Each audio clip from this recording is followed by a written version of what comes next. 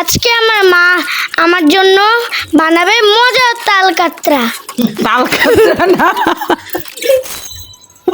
ডাল তরকা। আচ্ছা না বাবা, এটা ডাল তারকা। না আরে আমি বলি, তুমি ভুল করেছো। এটা হবে ডাল কাতরা। কাতরা না, তারকা। কাতরা। দূর, আমি বয়সে দিব না। তাহলে কি এইভাবেই থাকবে, যা আছে তাই থাকবে? হ্যাঁ, তুমি দিলে দাও, আমি দিবই না বয়স। দাও না বাবা, একটু দাও। না, তোমার গলার আওয়াজ ভালো হয়, তুমিই দাও। ভাগ্যিস বাবা তুই এটাকে আলকাতরা বলিস নাই, এটাই আমার সৌভাগ্য। এটার নাম হলো তারকা। প্লিজ এবার একটু বল। ডালটাকে লবণ মরিচ দিয়ে সিদ্ধ করে রাখবো, আর একটি ফ্রাই প্যানে তেল দিয়ে ডিম ভাজি করব। এরপর ওই ডিম ভাজির তেলের মধ্যে পেঁয়াজ, আদা, রসুন, হলুদ, মরিচ আর ওই যে ডালের প্যাকেটে যে মশলা ছিল, কিছুটা মশলা ছিটিয়ে কাঁচামরিচ দিয়ে ভালোভাবে নেড়ে এর মধ্যে ডালটাকে দিয়ে দিব, সিদ্ধ করা ডালটাকে। তারপর এটাকে ভালো মতো সিদ্ধ করে একটি সুন্দর ফ্লেভার আনবো। একটু গরম মশলাও অ্যাড করব অবশ্যই। আর যদি টমেটো আর ধনিয়া পাতা হতো তাহলে আরও অনেক বেশি টেস্ট হতো আমার মনে হয়, কিন্তু যেহেতু ঘরে ছিল না তাহলে যা আছে তা দিয়ে করলাম।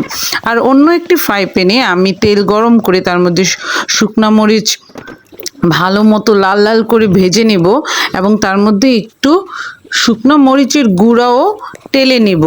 তারপর লাস্টে একটি প্যাকেটের মধ্যে কি জানি ছিল, এটা ঠিক এটার নামটা আমি বলতে পারি না, ওইটা দিয়ে ভালো করে নেড়ে নেব।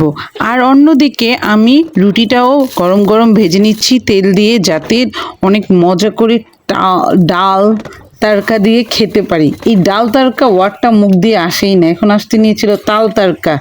যে হলো আমাদের আজকে। এই তো আমাদের মোটামুটি সকল প্রিপারেশন শেষ, এখন শুধু খাওয়ার পালা।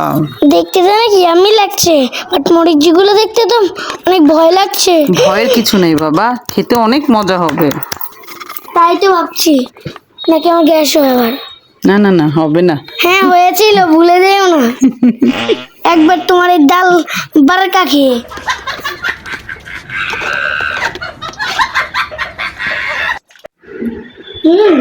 it is so yummy। মানে এতগুলো রুটি তুমি খেতে পারবে, তুমি যেগুলো নিয়ে বসছো? আরে আমি সবগুলো খাবো না, তোমরাও খাবে না?